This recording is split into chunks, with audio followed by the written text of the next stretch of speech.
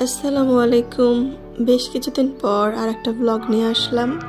গিয়েছিলাম আমার হাজব্যান্ডের ফ্যাক্টরির পাশে একটা বাড়ি আছে, তাদের মেয়ের বিয়ে ছিল। তো আগের দিনকে গিয়েছিলাম গায়ে হলুদে, বেশ সুন্দর করে তারা ডেকোরেশন করেছিল বাড়িটা। আর এটা একেবারে কিন্তু আপনাদের ভাইয়ের ফ্যাক্টরির সাথে এই বাড়িটা। তো যাই হোক, আপনার ভাইয়ার আমি চলে গেলাম সেই বাড়িটাতে।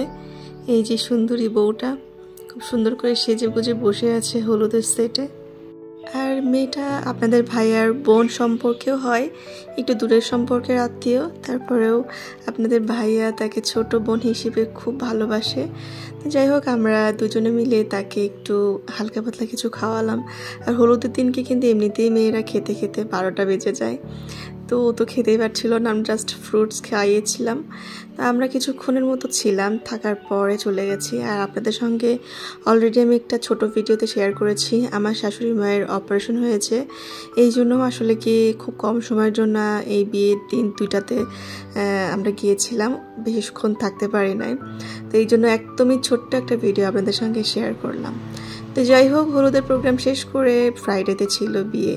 তো বিয়ের দিনকে খুব সুন্দর করে সাজুগুজু করে গেলাম। আপনাদের ভাইয়ার আসলে তেমন ভিডিও করা হয়নি, আসলে তাড়াতাড়ি করে গিয়েছি আর তাড়াতাড়ি করে খাওয়া দাওয়া করেও চলে এসেছি। এই তো আমার আম্মুর দেওয়া সেই ড্রেসটা পরেছিলাম, গোল্ডের জুয়েলারি কিছু হালকা পাতলা পরেছি। এতে চলে যাচ্ছি, যেহেতু একদমই কাছে। এই তো আপনার ভাইয়ার একটুখানি দেখা গিয়েছে। যাই হোক, আমরা সেখানে চলে গেলাম। যাওয়ার পরপরই খাওয়া দাওয়া শেষ করলাম।